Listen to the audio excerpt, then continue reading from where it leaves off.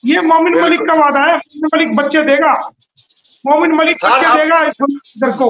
लेकिन गुलाम हैदर को भी मेरी इंस्ट्रक्शन को उसकी एक शर्त है, बिल्कुल, कि गुलाम हैदर के बच्चों को दिलवाना मोमिन मलिक का वादा है पूरी दुनिया से, वो दिलवा के रहेगा। चाहे उसके लिए आप देख रहे हैं मेरे पे पर्सनल अटैक भी हो रहे हैं, पर्सनल डिफेमेशन भी हो रही है, पर्सनल जो है मुकदमे भी मेरे खिलाफ चल रहे हैं, और हो सकता है आने वाले टाइम में पर्सनल मेरे पे अटैक भी हो, लेकिन मैं उससे डरता नहीं हूँ, मेरे पास सब चीज का इंतजाम है, उससे डरता नहीं हूँ मैं।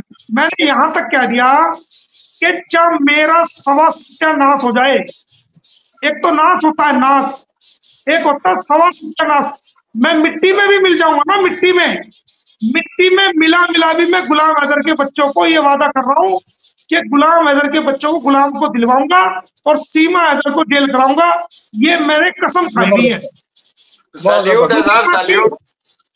दुनिया की कोई ताकत उसको जेल जाने से नहीं बचा सकती, और दुनिया की कोई ताकत उसके बच्चों को उसको गुलाम को दिलवाने से नहीं बचा सकती। मेरी हस्ती मिट जाएगी, मुझे परवाह नहीं। मैंने जो पीड़ा उठा लिया, मैं जिद्दी हूँ, मैं बचपन से ही ऐसा हूँ, जो चीज की जिद मैंने लगा ली, और मेरी जिद जायज जिद है, नाजायज जिद नहीं है, मेरी जिद इंसानियत की जिद है, इंसानियत की जिद नहीं है, मेरी लड़ाई इंसानियत की लड़ाई है, मेरी लड़ाई हक की लड़ाई है। अगर मैं मिट्टी में भी मिल गया ना, मिट्टी में भी मिल गया, अगर मैं भिखारी बन गया ना, सारी दुनिया का मेरा जो पैसा, धन दौलत, जमीन सब कुछ भी खत्म हो गया, मैं ये कह रहा हूँ अगर मेरे हाथ में कटोरा भी आ गया ना, मैं जब भी जो है गुलाम हैदर के बच्चों को गुलाम को दिलवाऊंगा। ये मोमिन मलिक का सारी दुनिया को आपके प्लेटफॉर्म से वादा है, ये जिद है मेरी, ये मोमिन मलिक की जिद। और मजिस्ट्रेट साहब उसको जेल भेज देंगे जब तक चालान नहीं आता। लेकिन सीमा हैदर वाले मामले में क्या हुआ है, ऐसा कुछ भी नहीं हुआ। अगर बल्लभगढ़ से उसको पकड़ा गया था, उसकी कोई भी सूचना मैंने तीनों चारों जो बल्लभगढ़ के पुलिस स्टेशन है वहां पता किया, कोई सूचना वहां पर उसकी नहीं दी गई, ना ही बल्लभगढ़ के अंदर उस सीमा हैदर का कोई मेडिकल कराया गया, ना उन बच्चों का मेडिकल कराया गया, ना उसको बल्लभगढ़ इलाके का जो मजिस्ट्रेट था हरियाणा का, ना उनको वहां पर पेश किया गया। इसीलिए तो ये लोग फंसे में, आप समझो। ये तो चलो उन्होंने लैप्स कर दिया, तो मैं मेरे ये क्योंकि सीमा हैदर जो ना पाकिस्तान की है, वो मेरे भारत की पुलिस है, तो मैं उनके खिलाफ कोई एक्शन नहीं ले सकता, क्योंकि मेरी मजबूरी है, क्योंकि वो मेरे भारत की पुलिस है। लोग कहेंगे फिर भाई पाकिस्तानी उसके लिए अपने भारत की पुलिस का ये कर दिया वो कर दिया, तो मैं कोई एक्शन नहीं ले रहा। अगर मैं एक्शन ले तो सारे सस्पेंड हो जाएंगे, लेकिन मैं अपनी केस को मजबूत जरूर किया है, और इसीलिए जो फरीदाबाद में जो तारीख लगी हुई थी, इसलिए लगी हुई थी ताकि ये चीजें कोर्ट के सामने आती। इस मामले में जो धर्म परिवर्तन किया गया है, इसमें सीमा हैदर को, उसके भाई को और उन तमाम लोगों को मैं जो है जेल के अंदर कराऊंगा जिन्होंने बच्चों का धर्म परिवर्तन किया है। तो ये कानूनी चीजें हैं, ये कानूनी चीजें हर इंसान के समझ में नहीं आती, इन पे देखना पड़ता है, तरीके से समझना पड़ता है, तब जाकर के उसी हिसाब से कानूनी स्टेप लेने पड़ते हैं। जी अच्छा, जो मेरा सेकंड सवाल था, फयाज भाई भी आ गए, आपने इसी में जवाब मुझे दे दिया।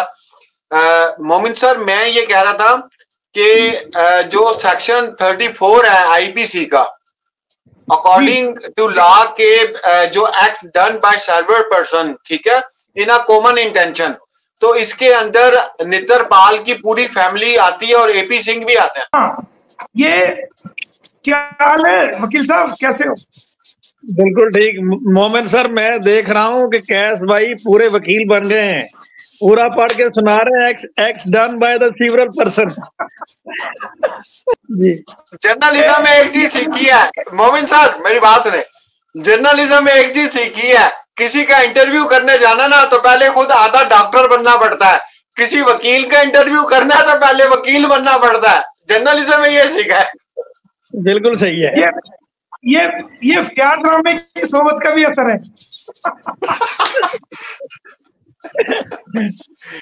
बहुत तो शुक्रिया सर। सर ये सेक्शन 34 जो है वो भी चार्जशीट आने के बाद ही लगेगी इनके ऊपर। सेक्शन 34 इंडियन पेनल कोड ये कहता है कि किसी भी कॉन्स्पिरेसी को, किसी भी क्राइम को अगर दो या दो से मिलकर ज्यादा व्यक्ति जो है हम मशवरा होकर के किसी काम को करते हैं, वहां पर सेक्शन 34 इम्पोज होती है। और 100, लेकिन इसमें 120 भी लगी हुई है। 120 भी का भी वही रोल है, वही डेफिनेशन है कि अगर दो या तीन व्यक्ति मिलकर के उसमें पूरे पूरे क्राइम में शामिल हो, यानी कि मिसाल के तौर पे चार आदमी होते हैं, एक आदमी गली के ऊपर खड़ा हो गया कि मैं ये देखूंगा कहीं पुलिस तो नहीं आ रही, कहीं कोई इंसान तो नहीं आ रहा। दूसरा आदमी गेट पे खड़ा हो जाए कि मैं यहाँ देखूंगा, भाई तुम्हें वार्निंग कर दूंगा कोई आ रहा है कि नहीं आ रहा। तीसरा आदमी जो है वो घर के अंदर एंट्री कर जाए कि यहाँ मैं स्पॉट करूंगा, और चौथा आदमी जाके मर्डर कर दे। तो जो गोली चलाएगा, जो चाकू से मारेगा, जो मर्डर करेगा, उसने तो किया ही किया। लेकिन 120 टीम में जो दरवाजे पे खड़ा है, जो गली के बाहर खड़ा है, जो पूरे क्राइम में शामिल है, वहां पर सेक्शन 34 और 120 भी जो है लोगों पर भी लागू, कि इनका भी हत्या में, इनका भी मर्डर करने में पूरा रोल अदा इन्होंने किया है, किरदार अदा किया है। बिल्कुल। और ये जो सेक्शन 34 है ये उस पे भी लगेगी जो टूटी हुई खिड़की में एसी लगवाता है, ये उस पे भी लगेगी ना सर?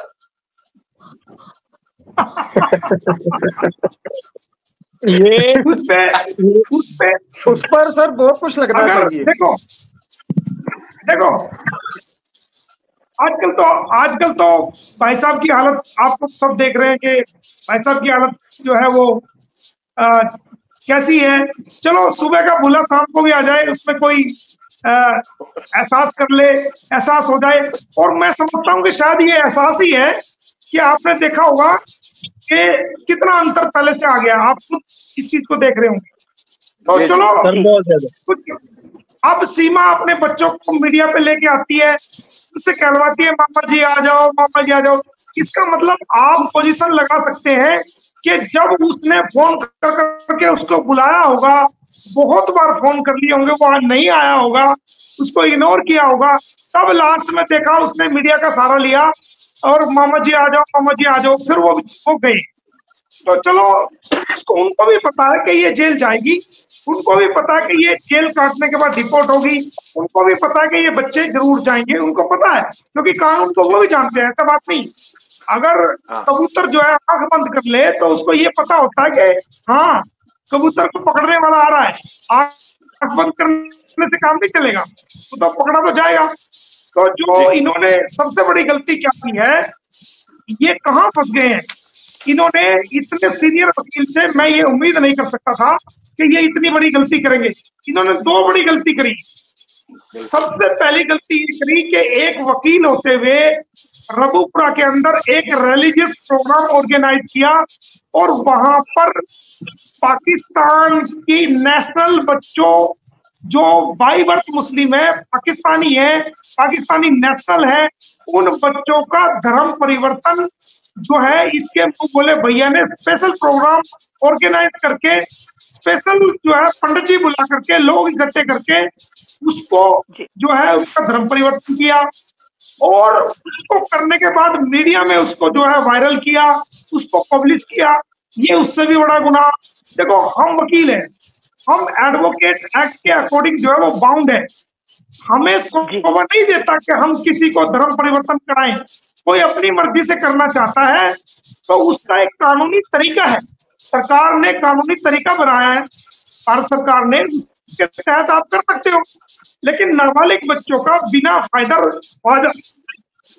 बिना बायोलॉजिकल फादर की कंसेंट के बिना किसी भी सूरत पर बच्चों का धर्म परिवर्तन नहीं किया जा सकता।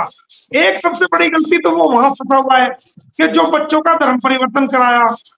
दूसरी सबसे बड़ी गलती उन्होंने की, वो मुझे टेररिस्ट बताया, मेरे को टेररिस्ट मेरे को जो है ना फंडिंग, ये कहा कि हवाला से फंडिंग आ रही है, और मेरे खिलाफ जो डिफेमेटरी स्टेटमेंट दी, खुद की गर्दन को वहां फंसा लिया। अब वो दोनों जगह फंसा हुआ है, इधर मैंने फंसा दिया, इधर बच्चों ने उसको फंसा दिया, तो फंस गया ना।